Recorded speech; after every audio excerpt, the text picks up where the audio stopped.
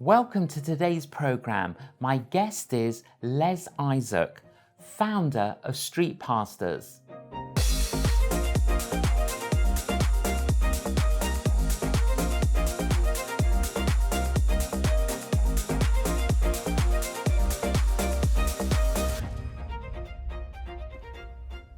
Les, welcome to Facing the Canon. Thank you, John. Oh, we were just reminiscing, weren't we, that we first connected, met each other, several decades ago at the Evangelist Conference. That's right. Those were the days. Those were the days, my friend. Now, where were you born, Les? Well, I was born in a little island in the Caribbean called Antigua, which is famous for cricket. Sir Vic Richards and all those guys. So, small little paradise, 108 square mile and 365 beaches. Oh, my word. When you were a little boy, your parents were already, they came over to England to explore, didn't they? Yeah. I in those days, back in the 60s, early 60s, a lot of Caribbeans were coming, late 50s, early 60s, coming here because Enoch Powell actually toured the Caribbean and said to people, look, come, we need nurses, we need people to work on the transport. And my parents, who used to travel around the islands, thought, let's go to England. My mother came, then my father, let's work for a few years, and then let's go back home. That was the intention. Didn't quite work like that. So after 3 years, they left us with my grandparents, myself and my brother. They sent for us and we came to England, 1965. But there's the story, Les, you went to church, came home, and then told you're going to England tonight. That's traumatic for a little boy. Very traumatic. Extremely traumatic. It was a day where in our culture, it was children are seen but not heard. And so, you couldn't ask questions, you couldn't be inquisitive. So we went to church, it's a good Methodist, went to church, after church, lunch, and then we were told, well, have a shower and you're traveling on the plane. And I'm thinking, wow. And so for me, that was Sunday afternoon. Sunday morning, I was in the cold. So I left the sun, the heat, and I came to the freezer, to the fridge.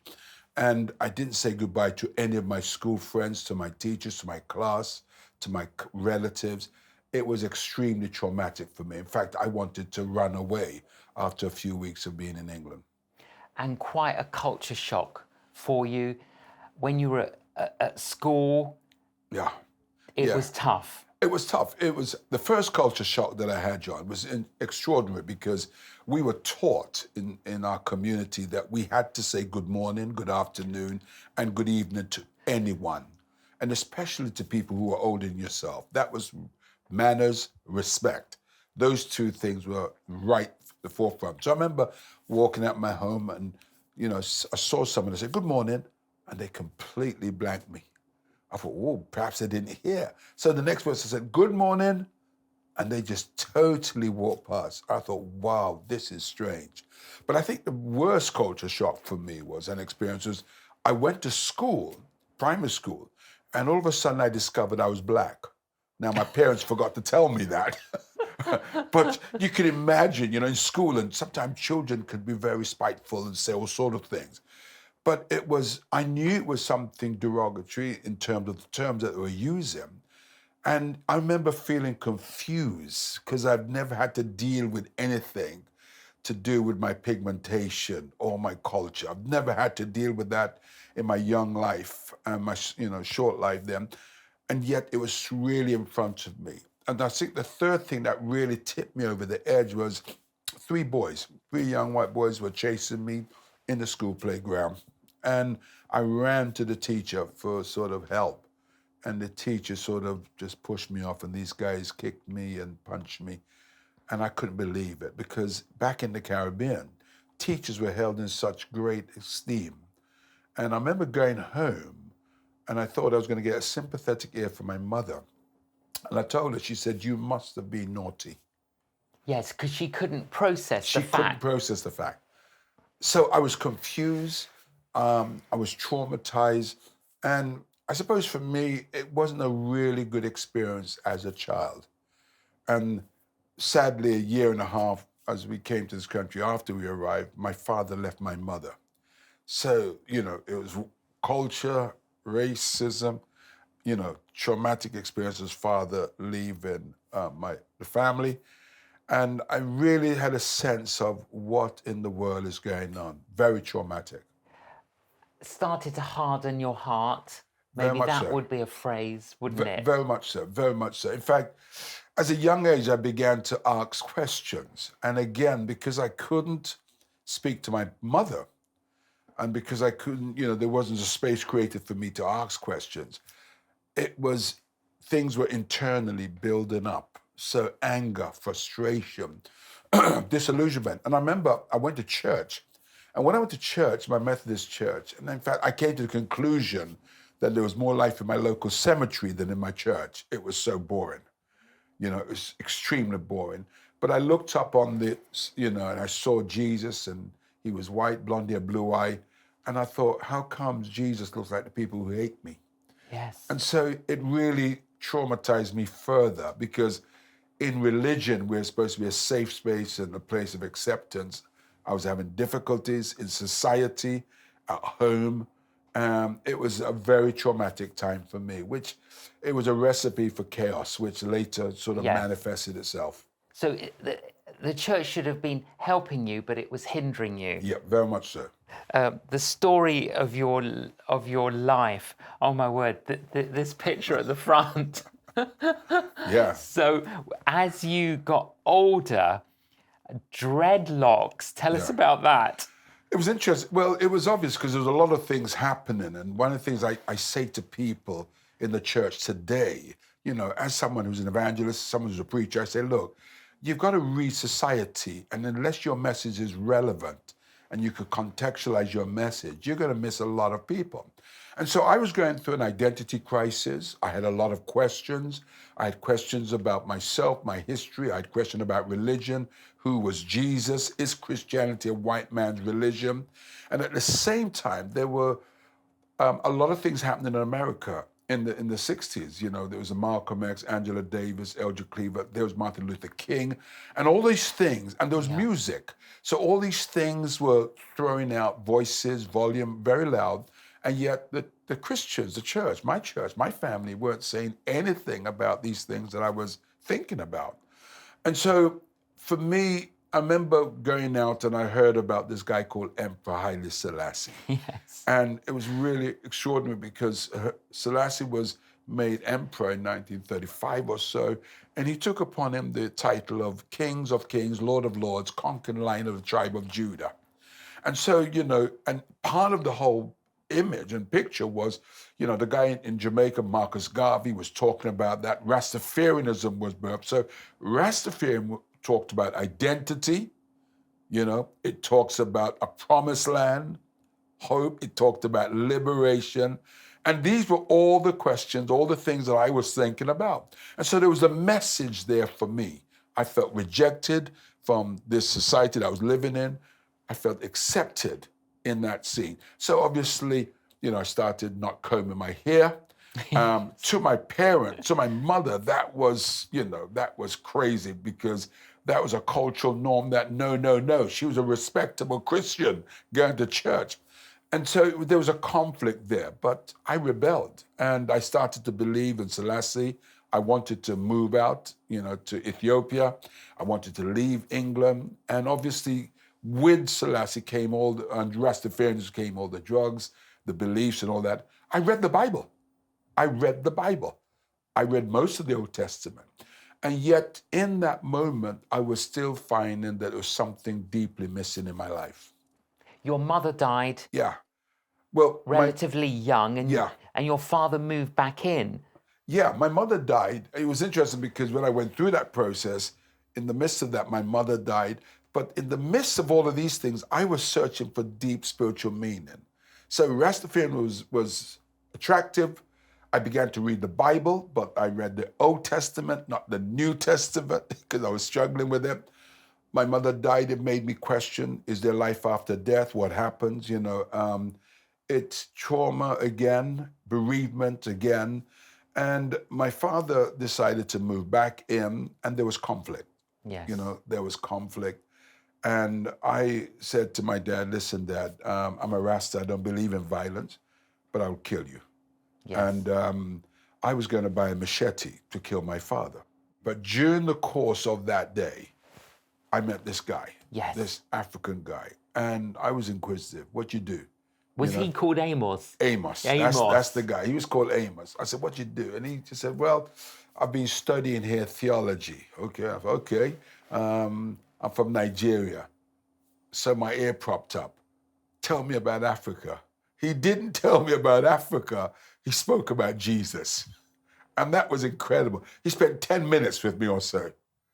But that evening, as I was walking home, it's as if I was hearing, literally I was hearing a voice saying, my son died for you, not Selassie. My son, death on the cross means you can be forgiven of your sin. And I'm thinking, wow, no, man, I haven't smoked for a long time. You know, it was just so real. It was so, so real. And I remember going to a club and 3:30 in the morning, you know, I heard this voice again. What are you doing here? You don't belong here.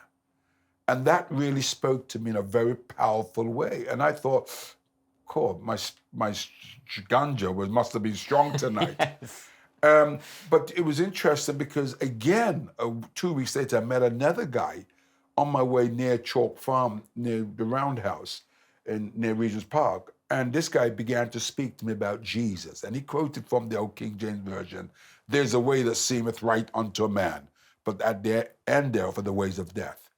And I went with my friend, we were smoking, and there was nothing I could think about but those scriptures. God was speaking to me. God spoke to me in the nightclub, and it was strange because when I became a Christian, I thought, what was God doing in a nightclub at 3:30 in the morning? He was looking for me. Looking for you. He was looking for me. So in the midst of this kind of culture battle, confusion over citizenship, Antigua, England, there's this call like from heaven, your citizenship is in heaven. That's right. And this is how it works. This is how it worked. This is how it worked. And you know, I say to people all the time, so many people are coming from confusion, you know, hurts and pain. You know, allow God to walk with them through their pain. Because for me, there was layers upon layers. And it was strange, it was confusing, I was asking questions. But it was interesting that before I even went to church, God was giving me clarity about him. And I remember one evening I went home after Amos spoke to me and I said, God, look, I don't believe in this white man, Jesus, but if you're real, help me. Tears came from my eyes. It's as if a burden was lifted away. All the things that I did wrong, I just felt all of those were just oozing away from me. I felt totally liberated. I'm not sure how long I was on my knees, but when I got up, I thought, let me take these drugs out, and I threw it through the window. I don't need this. Let me get all my locks cut off. I don't need this no more. I'm not defined by my locks. I knew that something deep within me now was saying to me, it's not these external, it's what I am in you and what I've made you. So you felt it, that straight away, that always sense of cleansing and healing. Yes. You felt it. I felt it, the cleansing, the healing. In fact, I saw creation in a different light. I looked out my window and it's like a different world. It was extraordinary. You were born again. I was born again. I couldn't put it in the word I was born again, but I knew that something had happened to me. And then your attitudes, actions began to change. That's right. And for me, that was significant, that my perspective of life, my perception of people, my attitude, my character, my personality, you know, I just realized I don't want to smoke no more. You know, I don't want to do this no more. And it's not because someone told me, it's because I realized that, hey, I want to live to please God. I said to my friends, listen, I'm not sure what's happening, but I want to discover more about this Jesus. Yes. Who's touched my life. I need to discover more about him. And the interesting thing, Les, is, you know, we often talk about experiencing the Holy Spirit, but we seem to emphasize and focus on spirit rather than holy. the holiness Yeah. of God Yeah. in Yeah. us cleanses, Yeah. doesn't? And Incredible. Because, you know, I was living with my girlfriend. I said, I can't live with you no more. I said, I can't live with you no more because, you know, God's done something in my life and I just need to be righteous before him. That's before I went to church. You know, before I went to church, I knew that this was something that was extraordinary in my life, something that was far beyond my imagination. So I really wanted to understand. And part of that was for me to live a life where I'm pleasing God. And I knew there were things in my life that I had to just walk away from because I wanted to please God. well, the Lord has since led you on in many different ways, and he's used you. Wow, where do we begin to tell the story of, oh my word, the street pastors? Yeah. The street pastors. Where did that idea come from? Tell us this story. Yeah, it was interesting because I was at the office of the Evangelical Alliance when it was in Kennington. And I had a phone call from a journalist who said to me, Les, you know, what's the problem in society today? Is it poverty? Is it, you know, parenting? What is it lack of education? And he was asking me the question for a quote for a newspaper. And I said, and I gave him some story. I can't remember what I said, but I felt that I was styling it out. I was telling him something that I didn't really believe. So after I got off the phone, I said, hey, let me look at the problems. And I began to research the problem. I began to speak to the police. I began to speak to local authorities.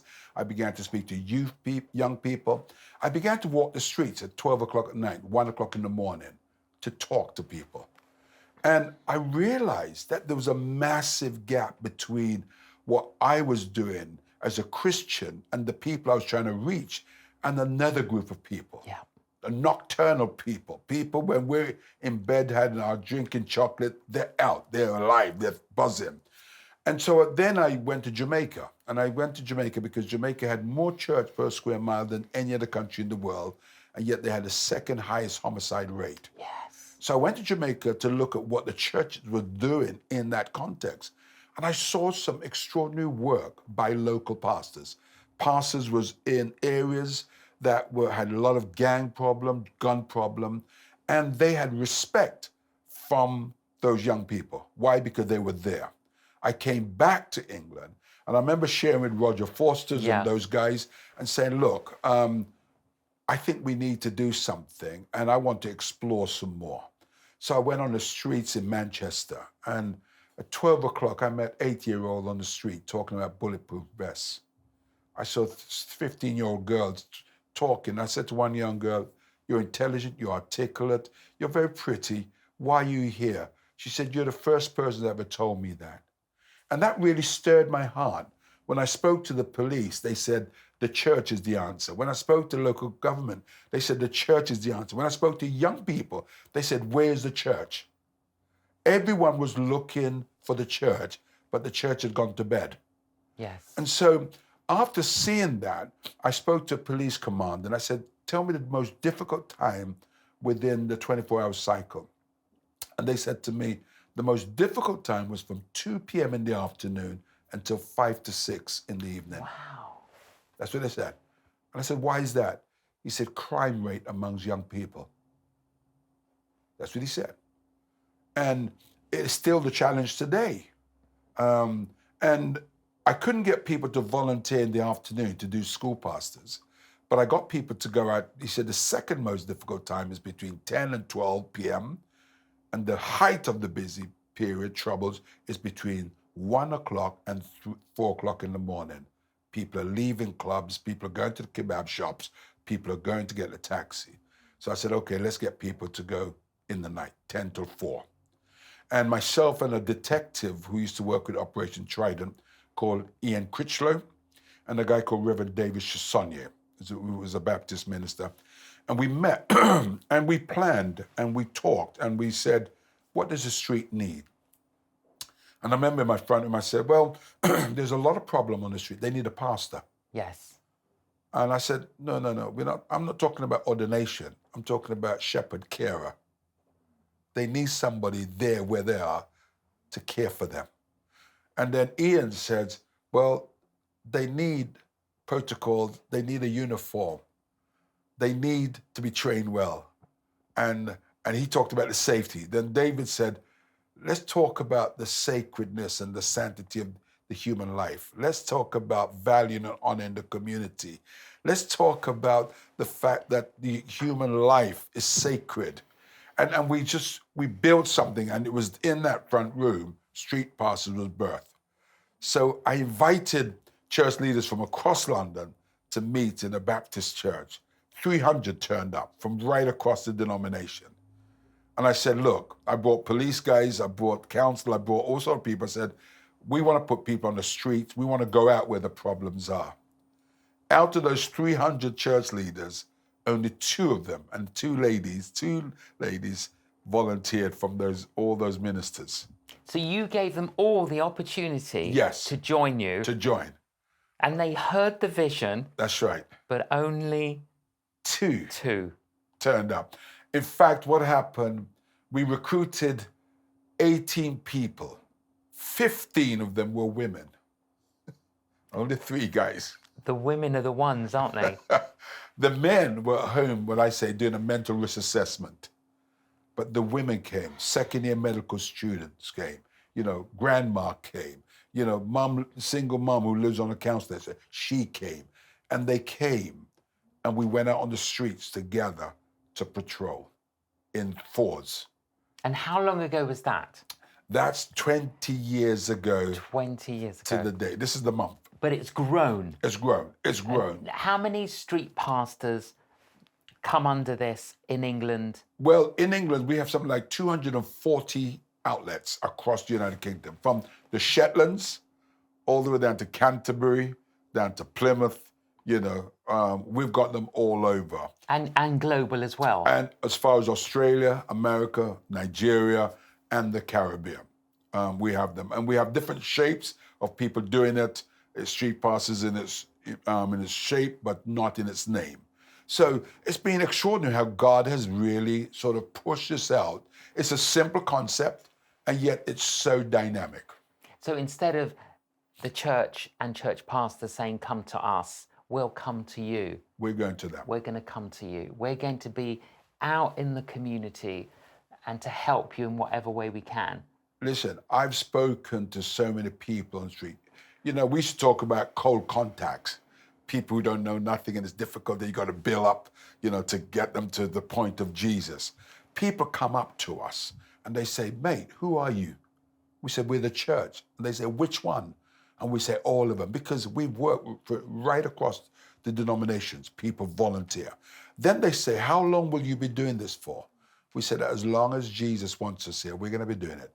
And then they say, do you get paid for this? And we say, no. And I can't repeat what they say. No, they just can't believe it. They can't believe it. And this is like in the middle of the night. In the middle of the when night. You guys should be at home in bed. What are you doing here? And many of them says, come, I'll buy you a drink. Or here's a donation. Yeah. And we said, we don't need it. Yeah. And we talk. And people say, look, my nan's died. Where's she gone? I've been searching. I'm a backslider. The amount of people we've prayed with and for, the amount of people who have come to know Jesus out of those relationships. We've spoken to the nightclub managers. We've spoken to the door staff. And they've said, come in. The nightclub have given us 500 bottles of water. Say, look, you guys are doing it. How can we support you in what you're doing? Anytime you want tea, coffee, or whatever, come. You're doing something great. And we've had chance to really talk and pray with people, because we say to people, listen, we're out here as a Christian. We have a holistic approach. We're caring, we're listening, we're helping, but we've got Jesus and we have the gospel, which is the power of God unto salvation. And people readily ask us, so what do you believe? Yes, because they're open. Yes. They're receptive. Yes. And the fact that you're there in the middle of the night, on their terms. On their term. They'll listen. They'll listen.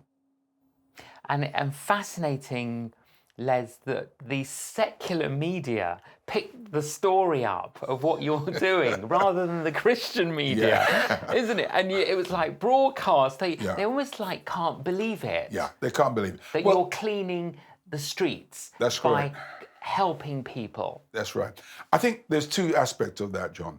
One, the non-Christians are always fascinated when they see Christians doing. They say, what's the agenda? Yes. Yeah, what's the motive? What's the motive? And I say to them, here's a commandment of Jesus. Love your neighbor as yourself. You've got to love people. And we're loving. And we're loving people by demonstrating that we care. We're part of this community, so we are contributing to this community. The second thing is what I realized, that the church never pick up anything until after the world has seen it. One guy said to me, oh, I didn't really think much about you guys until I saw you in the Guardian newspaper, or I saw you on BBC program. I said, man, God is doing something. That's why sometimes we miss the church, the revival, what God is doing, because we're too late in picking up on what God is doing. But I'm excited because the church has got it, and it's giving the church credibility in terms of its contribution to the well-being of society. Absolutely. And as your other book says, faith on the streets. Yeah. It's an active faith. Yeah. And seeing that transforming faith in other people's lives, isn't it? Very much so. I say to people all the time, I preach to lots of people, big crowds, small crowds, I preach. But I get excited of a night when I've got, 4 men there, and they're saying, well, what about this? What about that? And I've got the opportunity to reply. And then at the end of it, I say, hey guys, let me pray for you. And see those guys bow their heads and they're receiving prayer. I'm laying hands, 1 o'clock in the morning on people. That's powerful. That's exciting. These are not people who we call seekers. These are people who in their own way are out there. They've got questions and they've found the answer 1 o'clock, 12 o'clock, 3 o'clock in the morning on the streets. And you know what's incredible? We have 18-year-olds doing it, but we have 90-year-olds, 87-year-olds. Who go out. Who go out on the street to talk about Jesus and to care and listen to people. Incredible. Les, an absolute joy to have you on Facing the Canon. You are truly a hero of the faith. Thank you for joining us. Thank you very much. I hope that has inspired you. It certainly has inspired me. And an encouragement for us to think not just about ourselves, but about others. And maybe that's prompted you to think, hey, I could do this. So can I encourage you to explore about joining this incredible ministry out on the streets? Find out more. Thank you for joining us on Facing the Canon. Please join us again.